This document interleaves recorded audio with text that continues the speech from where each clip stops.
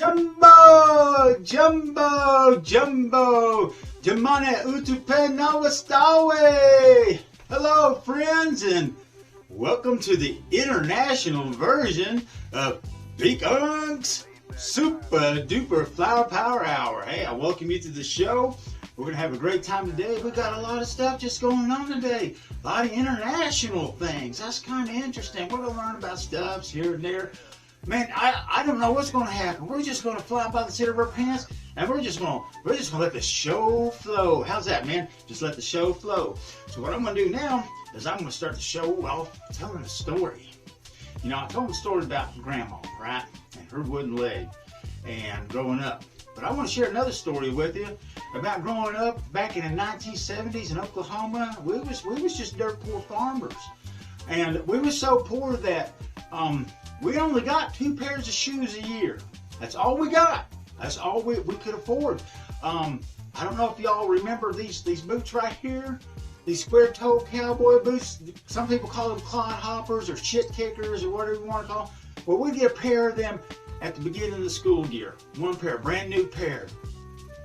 Well, all of us except for that one kid, he was even poorer than us, and he just couldn't get no boots, so his mama would just paint his feet black. Yeah. But anyways, let's go on from that. But aside from the poor kid with painted feet, we all got these pair of boots. And we wore them all through the school year up until the next spring and stuff. And when spring started rolling around, them boots started wearing out, and it was too hot to wear them things in spring days. We all got a pair of these shoes. Y'all remember these things, these little canvas tennis shoes? Yeah, we'd get a pair of them. And that's what we wore from spring until we got that new pair of boots. But, you know, sometimes them shoes, you know, depending if you're a grown kid or whatever, you might outgrow them or whatever. Well, you know, or you tear them up or lose them, you know, goat run off with them, or, you know, the buffalo took it. You know, whatever happened, you know, where you grew up, you know, I'm sure strange things. But anyways, well, then you had to spend the rest of the year running barefoot because, you know, mom and daddy, they couldn't afford getting another pair of shoes. So, but anyways, I want to talk about those pair of shoes. Those shoes were the most incredible shoes I think I ever had. They were so fun. But I remember one year, my cousin Gary, he was telling me, you know, these shoes are really good, but they don't lack a lot. They lack traction. You know, what happens if you're running and you really need to get a real boost of speed? He goes, we need to be able to get more traction out of these shoes. And we thought about it. I was like, well, what do you want to do? He was like, hey, let's cut the toes out of them suckers. I said, what? He goes, yeah, think about it.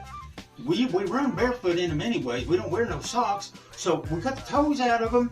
And so when you need that extra kick, boop, them toes will pop up out of them holes, and you can dig in the dirt. You get more traction that way. And that way, you know, when you gotta run like this, you know, gotta go like this. Blade hand and run. You know, you want to run as fast as you can, and then you're digging in with the other toes. And I was like, man, that's a hell of an idea. So what did we do? We took a pair of these shoes, just like this. Remember that? And move. And go. Ooh, look at that! Ooh. Hey, look at this! Yeah, so we cut the toes out, so we get that extra traction, just like that, man. And you know what? Me and Gary was out one morning, and it was spring, and man, it was a cool spring morning. And we went out down by the creek. Oh, it was beautiful. We went up on this little rise that kind of looked over the creek. There was this big old boulder that just set up there. It looked kind of oblong. It was kind of cattywampus, you know, to the creek and everything. But we used to like stand at the top of it. You know, we're just watching the sun come up. It was just a beautiful moment. And Gary was about to say something. He goes, you know what, cousin? And at that moment, he started to slide down that rock because it was all kind of mossy and it was wet and dewy. And he started sliding, and Scofield was like, oh my God, I was scared to death because he was sliding off that cliff. And I was like, Gary, the toe holes. And his toes come out of them holes. And he started clawing and scrambling. It did not help. And poor Gary went sliding down that rock. And off the rock, screaming, ah! And I think he fell like 6 inches or something like that. And I could still see him above the rock like that. He was just looking at me like, oh away. I was never supposed to talk about that again. Sorry, Gary. But anyways, let's get on with the show. Let's open up with, how about Bong of the Week? Well, let's say International Bong of the Week. That's even better. And here we go. Stay tuned.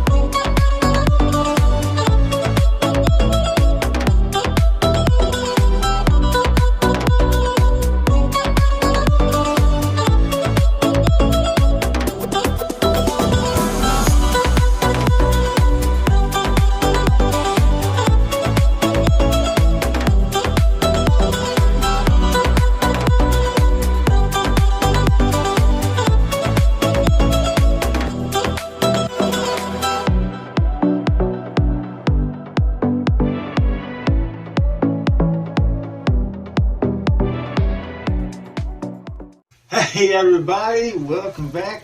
Welcome to Bong of the Week. I'm sure you just saw the intro of Bong of the Week, which we know technically really isn't a bong, so to speak, but rather a hookah. So today is the international episode of Big Unc. So we're going to look at all things kind of international. So we're just going to look at a hookah today that I happened to pick up. You saw the fancy stuff about it. It's a cool little hookah. So here we go. I got that little hookah here, man. It's a cool little hookah, man. I got this thing. I can't tell you the manufacturer because I don't know where it was made, and I got it through one of them like apps where you can get stuff really, really, really cheap. I mean, really, really cheap with the little orange box. But you know what I'm talking about. I got it there, man, and it's a cool little piece. Now, for people, out there in TV land who may not know how to use a hookah. Hookahs are a little bit different than your traditional bong. Some of you may know this, some of you may not. But you put your water here in the reservoir and this will pop back here on the top. Now, this here is called an ash catcher, and you're thinking, well, why would I need an ash catcher down here? Well, traditionally, you would put your shisha here. I think it's pronounced shisha here. And you would pack that here. It's your shisha or whatever you want to smoke. It goes here. Okay, and you're like, what? Do you like that? No, you don't like that. Once that's packed here, okay, on top of here, you put this little foil piece. They make these foil pieces, and they're usually attached like with a rubber band or something. And they go around here where you just crimp it over the top, and you poke little holes in it. And it creates these little filters, like little holes. All right, and then you take a special blend of these coconut fibers or these little coconut briquettes or whatever, and you put these on top of here, and that's what you like. And you get that all heated up. And so what you're doing, the fire is actually on the outside and it's heating up your shisha or your mix or whatever you got here, and it's actually coming down and then going through the water. You dump it through there to get it cool and everything, so you get a nice clean smoke. These are really awesome. This is your little pressure valve, so as you pull it in, you're able to get the air and it bubblers. I guess it would be called a bubbler. Out there, more people know better than I do, but this is such a cool little piece. But this is just like a single person use. Now you're thinking, well, Big Unc, how are you going to use this for what you're smoking today? Well, I'm going to show you a little trick here that I do that you can do at home. You don't have to do it, but for me, it's just easy when I want to smoke out of this and I don't want to go through all the process of getting all the stuff and going out. It can be a process. So what you can do is you can just kind of grind up your bowl and say, see, that comes right off. See, ain't that neat? So leave it here, okay? And so I take my bowl with a little 14 millimeter and it fits like so. So this is what I usually do. If I just want to hit off this without going through all the process, if I got friends over and people are hanging out and Big Unc, hey man, let's fire up the hookah. Yeah, that's a different story, man. Then we'll go through and we'll go through all the cool stuff and make a ritual out of this fun little thing and really vibe time with each other. So, but for me, this is a little bit easier. And if you're just single use, and man, like I said, you just kind of lazy, but you want to chill and hit this, that's what we do. So today, since it's the international version of Big Unc, I'm going to be trying today bull rat. That's right, bull rat. And as you can see here, here's all the stuff you need to know about bull rat. You know, it's a nice hybrid and everything. We're going to try this out here in just a second. And you'll see still all the stuff. And right now, I'm going to do a big shout out to Big Unc's official home, his official dispensary that he would like to call. Right here, we can see Rocky's Pot Shop. I'm going to have all their information and details, later on below. You can find any links there. And if you're around in the Oklahoma City area, you reach out to these nice, kind folks and tell them Big Unc sent you. And if you do, if you pull up that card and you subscribe to the channel or whatever, and you let me know, I'll send you a free pair of Big Unc's Deadly Juice eyewear just for you. Just say Big Unc sent me. All I got here. So today, we're going to try the bull rat and just see how international we can get. So I'm going to set this down kind of like this right here. I got my woohoo. I'd like to remind everybody out there in TV land that I do reside in Oklahoma. I do have my medical marijuana card. I ask that everybody buy responsibly and legally. Please be responsible with your vibing, okay? Don't harsh everybody else's mellow with your cattywampness or whatever it is that you're out there doing. What do kids call it nowadays? I don't know what you call acting a fool or acting up. Yeah, that's a different story for a different time. So let's give this a hit, see what happens.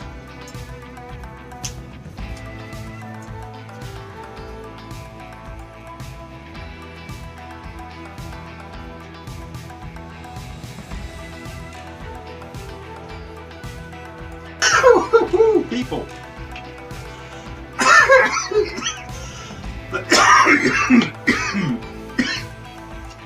Oh my goodness. Yeah. Woo! Man. I took a pretty big hit. That's on me. But it's got a nice peppery flavor to it. Man. And it hits hard. Woo! That's a vibe scale of about 9.5. That'll rock your world right there. With this hookah and that bull rat. Definitely going international, man. I'm going international. I think I need to get me one of these Speedo swimsuits, man, so I can be all sexy. Boy, Big Unc. Boy, they'd put on the Deadly Juice. That'd be 35%. Boop, boop, boop, boop, boop. I'd level up, man. Man. And naughty aunties. They know. You know.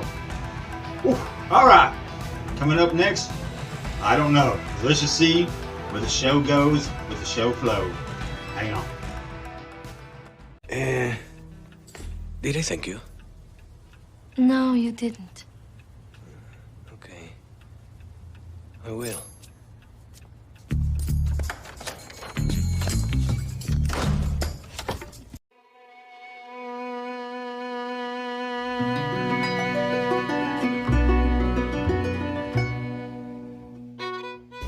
Hey everybody, I just want to give a quick shout out to Rogue at Rogue Tradition. I want to give a shout out because of Little Bitty Bones here.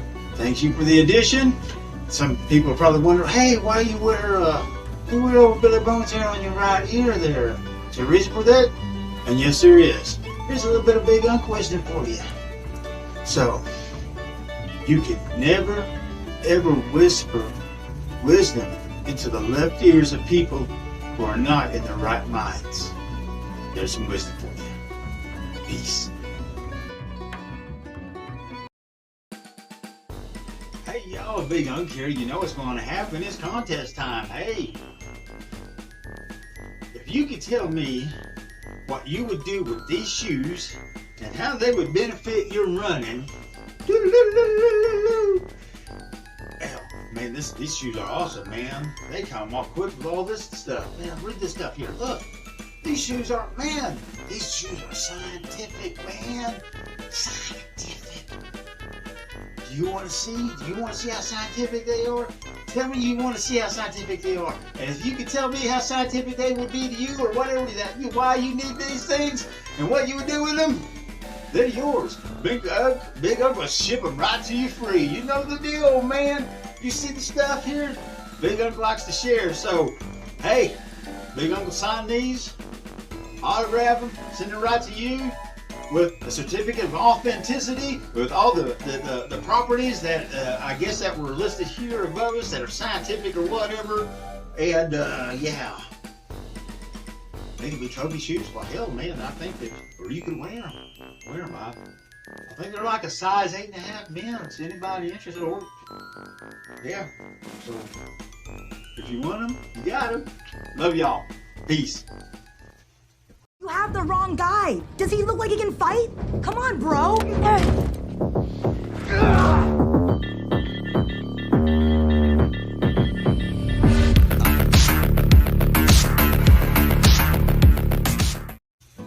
Hey y'all, this is Big Unc. Welcome back to the show. I think I'm going to do this part where like Big Unc just kind of reminisces a little bit. I know Big Unc probably has a lot of stories, but there's wisdom in these words, and that's what makes us Big Uncs. You know, we share our knowledge to young'uns that are running wild and going crazy and doing their things, but you listen to your Big Uncs and get some wisdom. Get some wisdom. You could learn a thing or two. Shit asses. Anyways, I want to tell a story about when I was a kid, man. When I was a kid, even though I don't agree with this now, I was a kid. This is, you know, way back in the 1970s, 80s, you know, early 80s, whatever. And I was wanting to be a big game hunter, man. I always had these dreams, you know, of just going down and, you know, taking down a rhino or elephant. But like I said, I was a kid then. I know much better now, and I do not condone any form of trophy hunting whatsoever, okay? Big Unc's on that side. But again, I was just a kid. So I decided that in order to do so, I needed a proper slingshot. I had a slingshot. It was just one of them little Walmart brand things, you know. I even think it had like a hole drilled in it with the little crosshairs in it so you could aim. It was a pretty cheap thing. But, you know, it could shoot maybe 2 feet, maybe, I don't know. It wasn't very powerful. But I knew I needed something more powerful than that. So I was out exploring in the woods one day, and you know what I found? I found this big old piece of ash or hickory, man. I don't know what it was. It was old, it was big, but it was Y-shaped. And it was about this big, and it was about like that. And I was like, oh man, that thing is hefty. You know, and being a little kid, you know, I was like 75 pounds soaking wet. You know, I was tiny. This thing, I was like, this would be perfect. But I had to make the right kind of band and everything in pocket for my rocks and my ammo. So I took an old inner tube we found, and I started cutting it into strips, man, and I braided it all together. Thank you, Boy Scouts of America. I did learn a few things. And I braided them all things together, and I tied it to that stick, and I took one of my dad's old pair of work boots, man, and I cut that tongue out of there. I made that my pocket, man. I tied that rubber onto that. Man, that was heavy duty. That was old trusty. That was old blue. That was the thing that was going to save me when I went over into the Cranemeyer's field and, you know, out by their pond and them crocodiles and whatnot. Those rhinos may get me. But I had old blue. I had trusty. Yeah. Only one problem with that. This damn thing was so fucking sturdy. I could not pull anything out of it. I just wasn't strong enough. I was just a little bitty old kid. But I kept it with me, in case of mercies. You know, thank you, Bill Bixby, Incredible Hook, for making me believe that, man, something inside me can make me flip over cars and, you know, that fight or flight kicks in, you know, that stuff. Whoo, you know. So I always had that hope. Well, I was off at the Brown family reunion. Granny Brown was there with her hobos and stuff like that, praying people. And everybody's just gathering and having a good old time. And my Uncle Jimmy, and my mama keeps saying, he ain't your uncle. Again, we just called him Wretch. Anyways, the Wretch was over there, and I said, hey, he goes, hey, come on over here, Brian. Hey, bud, come on over here. What's going on, buddy? And I was like, man, I'm just like, you know, I'm just kind of bummed, man. Nothing to do. He goes, hey, there's an arm wrestling contest over there. He goes, you're still pretty strong. Why don't you go try that somewhere over there? That didn't last long because I was right back, and he was like, man, did you already lose? I was like, yeah. He goes, man, that's all right. That's all right, little buddy. He goes, them brown girls is pretty strong. Shout out to the brown girls. Y'all's hefty, and I mean that in a good way, because they don't take no guff either. Much respect, much love, much love. Anyways, so I was just feeling so bad, I grabbed my little old slingshot and loaded a rock into it, and I just pulled back with shot a weapon there. About that time, I heard my cousin Gary there goes, "Hey," he goes, "who threw that rock? Who threw that rock?" I was like, "I did." And he goes, "No, you did, bullshit." And Jimmy was laughing. He goes, "Yeah, that was nobody. Nobody threw that rock. I watched him throw it." He goes, "No, he didn't. No, he didn't." He goes, "Wait, I see that slingshot poking in your pocket." And I was like, what he saw though was Big Blue kind of poking out the back of my pants. And I was like, "Yeah, I did. I shot it with this slingshot." He goes, "I thought you did." I go, "I bet you can't shoot no higher." He goes, "I bet you I can." And I grabbed old Blue, not a little tiny slingshot, big old Blue, and I threw it at his feet. Woo! Yeah. He kind of looked at that one and was like, "Huh?" He picked that thing up, he little rock, and he started pulling. Man, he started cussing. He was cussing, saying things I never heard before in my entire life. Probably should never ever repeat ever again. Got to be crimes against humanity, some of the things he said. But then he got mad, and he's like, and of course Uncle Rex is over there just laughing. And he's like, "Well, man, if you think you can do any better, you shoot this damned old thing." He goes, "Nobody can shoot that thing." And old Rex scooped up the old Blue and loaded the rockets in with a big old grin. Man, he launched a rock into outer space. And I was like, "Oh." And he just smiling and grinning. And old cousin Gary, man, he was mad. He huffed off. And I looked over at old Rex and I said, "Hey, Rex, hey, it's over with, man. Why are you still smiling? You can stop smiling now." And he goes, "I ain't smiling. I straightened my face pulling that goddamn slingshot of yours."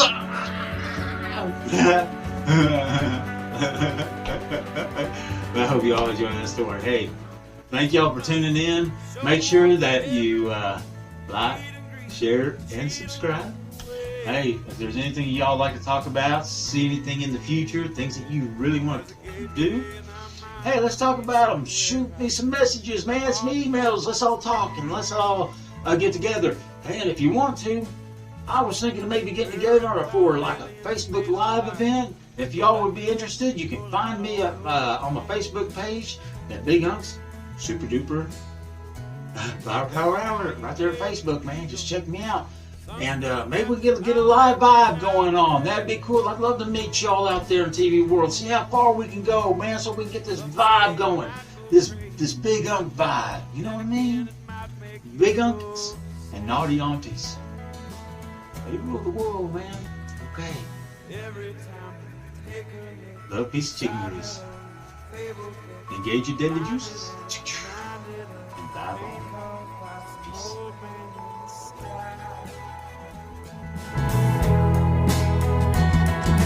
Marijuana, LSD, psilocybin, DMT, they all change way I see. Yeah, so he was like, "You boys been out here smoking?" I was like, "Man, if you'd been out here like 30 seconds ago, you might have seen it still on fire."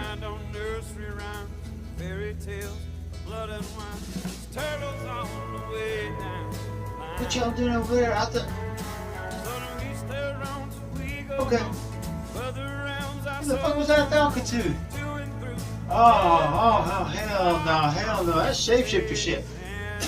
Fuck yeah, I'm out of here.